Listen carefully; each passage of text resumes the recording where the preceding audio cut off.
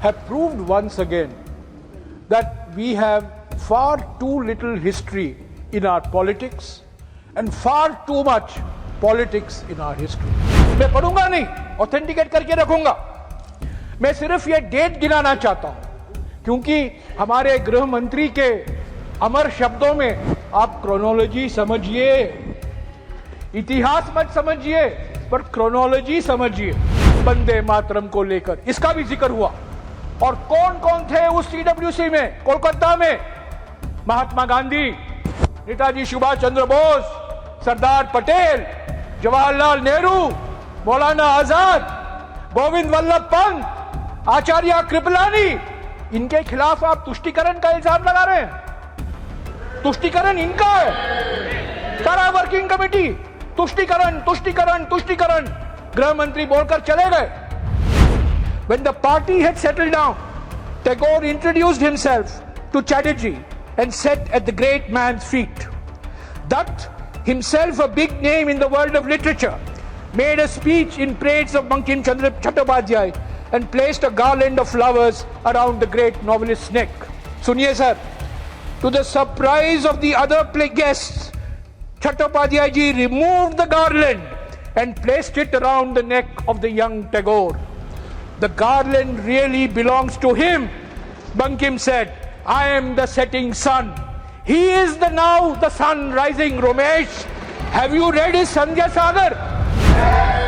ये सरकार क्या कर रही है?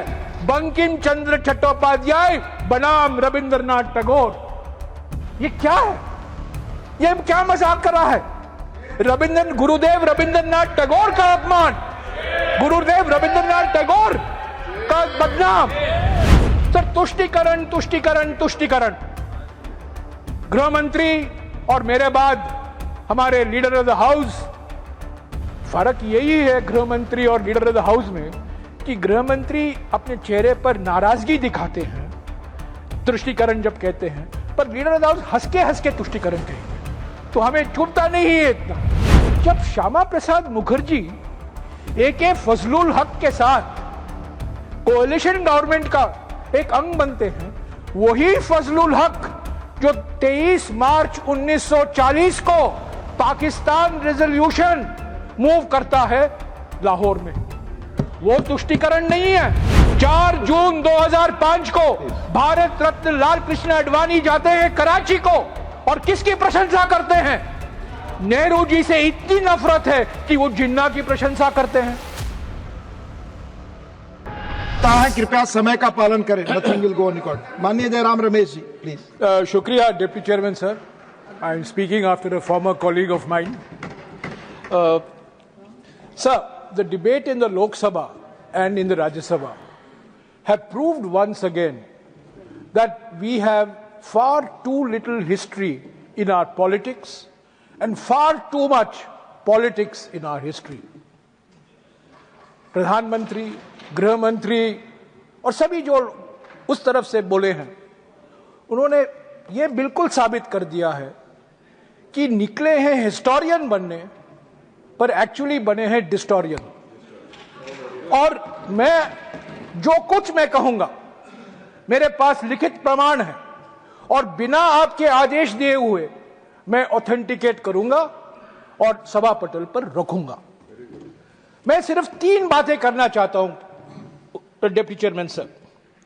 वंदे मातरम किताब पर 1937 और 1940 के बीच में जो बहस हुआ वंदे मातरम को लेकर देश में, और तीसरा बंकिम चंद्र चट्टोपाध्याय के बारे में मैं कुछ कहना चाहता हूं, जिसको आज हम नमन करते हैं, जिसको हम याद कर रहे हैं। Sir, first thing I want to start, Rajendra Prasad, doctor Rajendra Prasad writes to Sardar Vallabhbhai Patel on the 28th of September 1937, raising concerns and worries prevalent in large sections of our political system on Vande Mataram and requesting Sardar Patel that the Congress Working Committee should take a stand. क्या यह तुष्टीकरण था? क्या doctor Rajendra प्रसाद को आप आरोप लगा रहे हैं कि तुष्टीकरण कर रहे हैं? सरदार पटेल तुष्टीकरण कर रहे हैं। सर, दूसरी बात, 16 अक्टूबर 1937, कल हमारे एलओपी ने भी जिक्र किया, 16 अक्टूबर 1937 नेताजी सुभाष चंद्र बोस रविंद्रनाथ टैगोर को लिखते हैं, गुरुदेव रविंद्रनाथ टैगोर को लिखते हैं, और मेरे पास ओरिजिनल बंगाली खत है जिसका अनुवाद भी है जो मैं टेबल पर रखूंगा। और नेताजी सुभाष चंद्र बोस गुरुदेव से पूछते हैं, गुरुदेव बड़ी चिंता है वंदे मातरम को लेकर, कांग्रेस पार्टी का क्या स्टैंड होना चाहिए, कांग्रेस वर्किंग कमेटी में इस पर क्या बहस होनी चाहिए, आपसे बेहतर और कोई व्यक्ति नहीं है हमें सलाह देने का, और वो गुरुदेव से एडवाइस मांगते हैं। तीसरी बात, रविंद्रनाथ टैगोर नेताजी सुभाष चंद्र बोस को वापस लिखते हैं 19 तारीख 1937। सर, ये मैं बहुत कोशिश की मैंने, मुझे इनका खत नहीं मिला, पर कल रात को खूब प्रयासों के बाद मैंने एक किताब ढूंढा, और ये किताब किसने लिखा था? तृणमूल कांग्रेस के एक पूर्व सांसद प्रोफेसर सुगाता बोस। प्रोफेसर सुगाता बोस कौन थे? शरद चंद्र बोस के पोते। और शरद चंद्र बोस कौन थे? नेताजी सुभाष चंद्र बोस के बड़े भाई। और इस किताब में सुगाता बोस, जो नेताजी रिसर्च ब्यूरो के डायरेक्टर हैं कोलकाता में, उन्होंने गुरुदेव रविंद्रनाथ टैगोर का जवाब दिया है अंग्रेजी में। मैं पढ़ूंगा नहीं, ऑथेंटिकेट करके रखूंगा। मैं सिर्फ ये डेट गिनाना चाहता हूं, क्योंकि हमारे गृह मंत्री के अमर शब्दों में आप क्रोनोलॉजी समझिए, इतिहास मत समझिए, पर क्रोनोलॉजी समझिए। सर, चौथा, नेताजी सुभाष चंद्र बोस जवाहरलाल नेहरू को लिखते हैं 17 अक्टूबर 1937 को। पांचवा, जवाहरलाल नेहरू बोस को वापस लिखते हैं 20 तारीख 1937 को।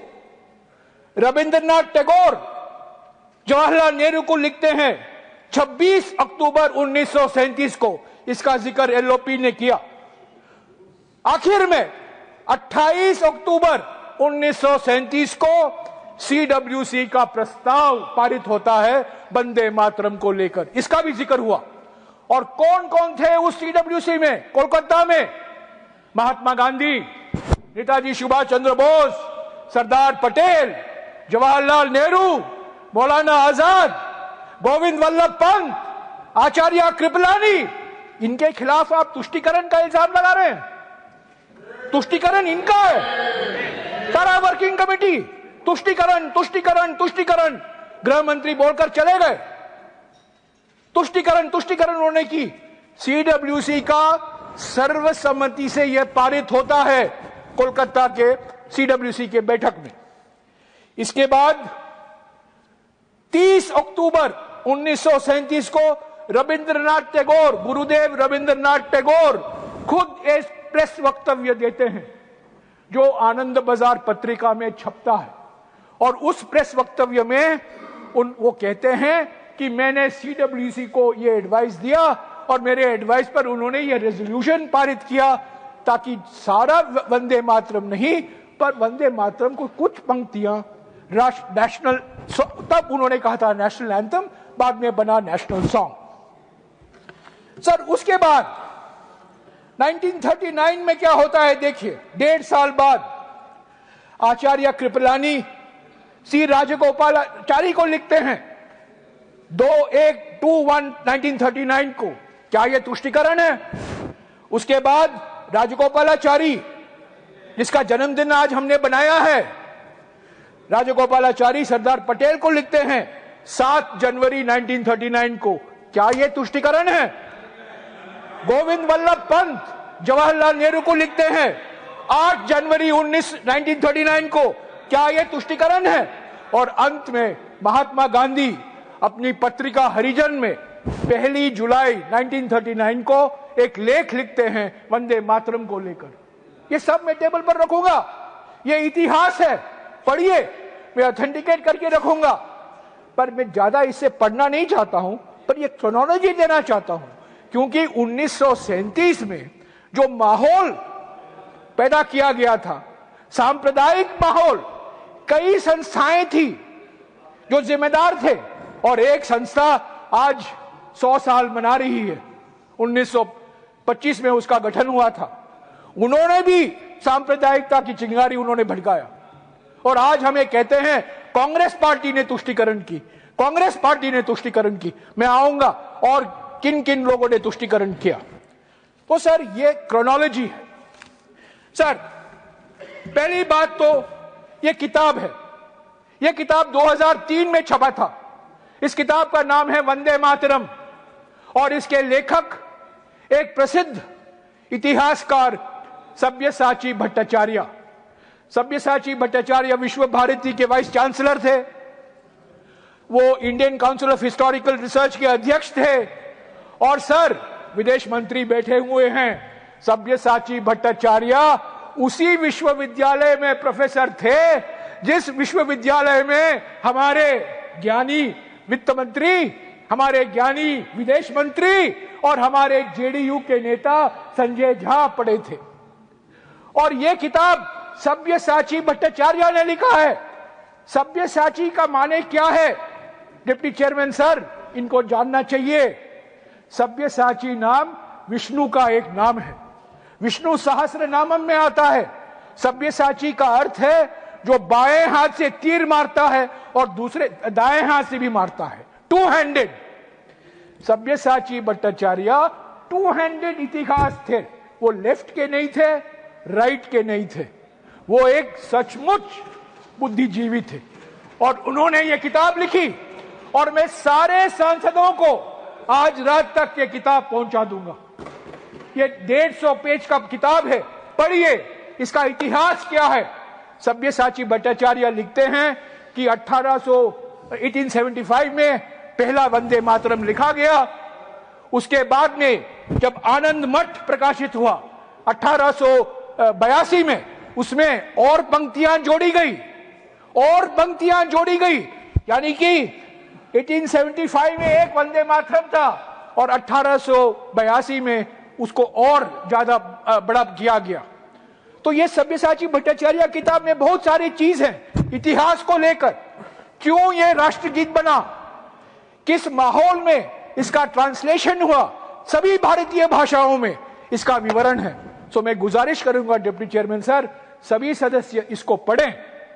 मेरा जो मैं कह रहा हूं उस पर विश्वास मत रखें, पर ये जो प्रोफेसर कहते हैं जिन्होंने हमारे विदेश मंत्री को इतिहास पढ़ाया है, हालांकि आज वो इतिहास ये भूल गए हैं, वित्त मंत्री को पढ़ाया है, हमारे जेडीयू के अध्यक्ष को पढ़ाया है, उसी अध्यापक की एक किताब पढ़िए।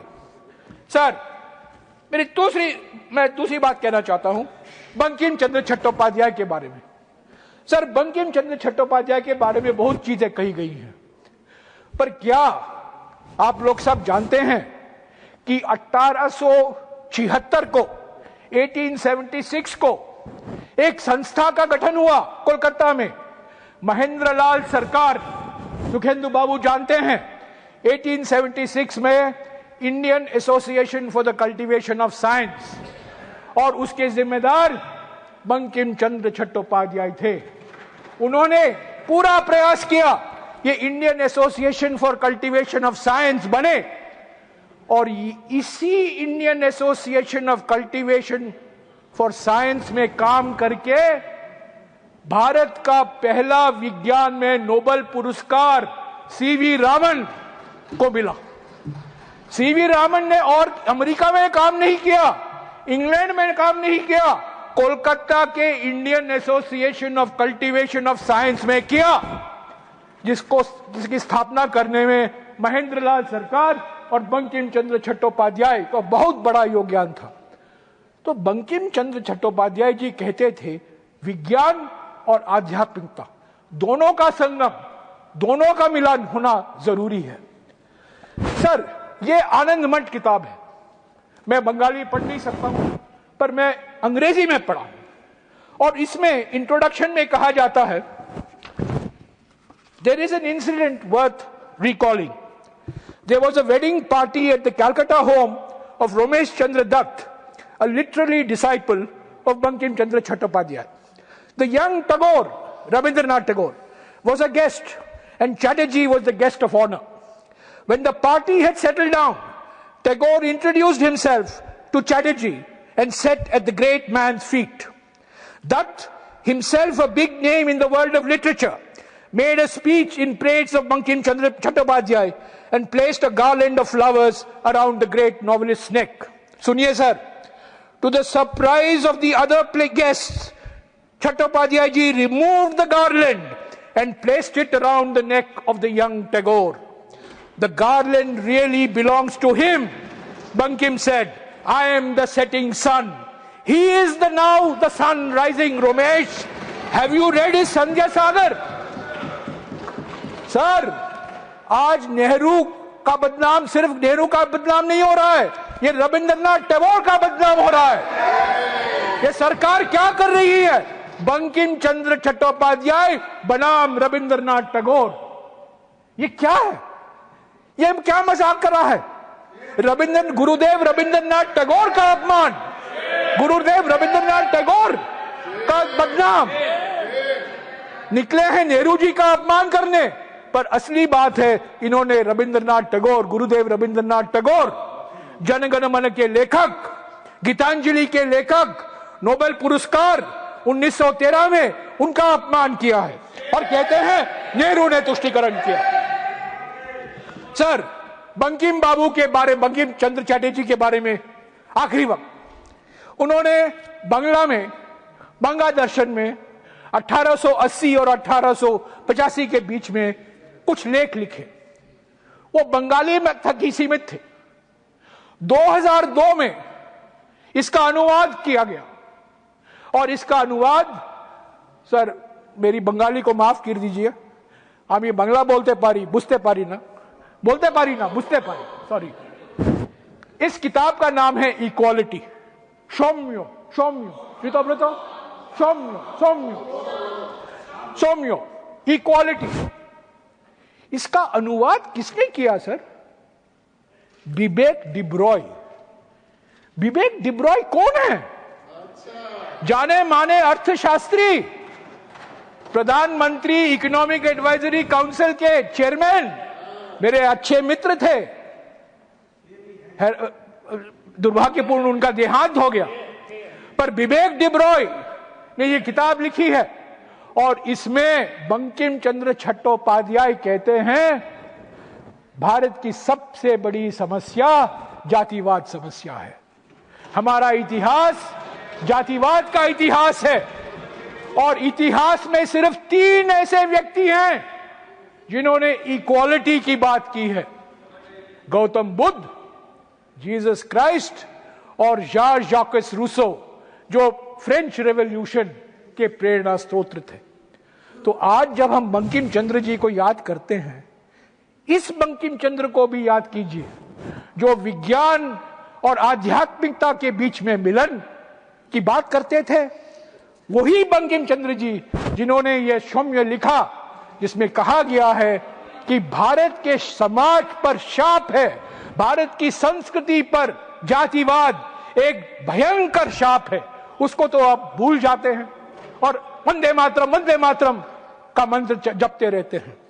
सर, आखिर में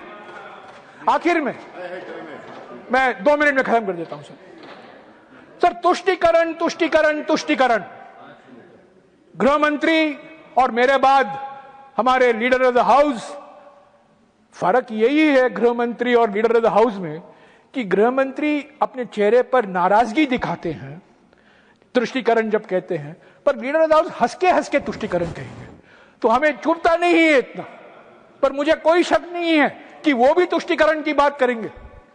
सर, तुष्टीकरण का माने क्या है सर? जब श्यामा प्रसाद मुखर्जी AK फजलुल हक के साथ कोएलिशन गवर्नमेंट का एक अंग बनते हैं, वही फजलुल हक जो 23 मार्च 1940 को पाकिस्तान रेजोल्यूशन मूव करता है लाहौर में। वो तुष्टीकरण नहीं है, वही श्यामा प्रसाद मुखर्जी जिसके कहने पर हिंदू महासभा सिंध और नॉर्थ वेस्ट फ्रंटियर प्रोविंस में मिलीजुली सरकार बनाती है। वो तुष्टीकरण नहीं है। जब 4 जून 2005 को भारत रत्न, सर 2 मिनट में समाप्त करें। नहीं, I have no speech sir, 2 minute में खत्म कर रहा हूं क्योंकि समय लिमिटेड है। प्लीज सर, बैठिए सर, मैं चुपचाप यहाँ 10:30 से रात तक बैठा रहता हूँ। मुझे 2 मिनट का टाइम दीजिए। मैं आग्रह कर रहा हूँ। सर, 4 जून 2005 को 4 जून 2005 को भारत रत्न लाल कृष्ण आडवाणी जाते हैं कराची को और किसकी प्रशंसा करते हैं? नेहरू जी से इतनी नफरत है कि वो जिन्ना की प्रशंसा करते हैं। वो तुष्टीकरण नहीं है। 2009 में जिन्ना की एक बायोग्राफी छपती है। उसके लेखक कौन है? वाजपेयी जी के मंत्रिमंडल के पूर्व वित्त मंत्री और पूर्व विदेश मंत्री जसवंत सिंह। नेहरू से इतनी नफरत कि आप जिन्ना को गले लगाओगे। आपने लिख कर दिया तो सर, प्लीज नो, मैं यही कहूंगा सर, प्लीज भाई आप समय देख रहे हैं। Please do not discuss with me, please sir. मैं यही कहूंगा अंत में, बहुत सारी चीजें कही गई हैं, हमें इतिहास पढ़ाया गया है विभाजन के बारे में, इमरजेंसी के बारे में, उसके बारे में मैं कुछ नहीं कहूंगा, अलग से उस पर बातचीत करेंगे। पर एक ही बात कहूंगा कि इस पूरा डिबेट का मकसद नेहरू को बदनाम करने के लिए है। इस पूरा ये एक प्रोजेक्ट का अंग है और ये प्रोजेक्ट इतना भयंकर प्रोजेक्ट है कि एक सीधा साधा विनम्र सोबर रक्षा मंत्री भी इसके जाल में आ जाता है और रक्षा मंत्री भी बहुत कुछ बोलते रहते हैं जिसका कोई ऐतिहासिक प्रमाण नहीं है। तो deputy chairman sir, Vande Mataram, हर एक कांग्रेस का सेशन वंदे मातरम गीत गाया जाता है। 1937 में रविंद्रनाथ टैगोर के मशवरे, उनके सलाह पर, उनके विचार के आधार पर यह रेजोल्यूशन पारित किया गया। महात्मा गांधी सहमत थे, नेताजी सुभाष चंद्र बोस सहमत थे, सरदार पटेल सहमत थे, जवाहरलाल नेहरू सहमत थे, गोविंद वल्लभ पंत सहमत थे। और आप जो नेहरू जी का नाम बार बार ले रहे हैं, असली बात यह है कि आप अपमान कर रहे हैं वो लोग जिन्होंने स्वतंत्रता के लिए अपनी कुर्बानी दी, जब आप लोग ब्रिटिशरों के साथ मिलजुल कर काम करने के लिए तैयार थे। शुक्रिया डिप्टी चेयरमैन साहब। Thank you. Shri Ritabrata Banerjee.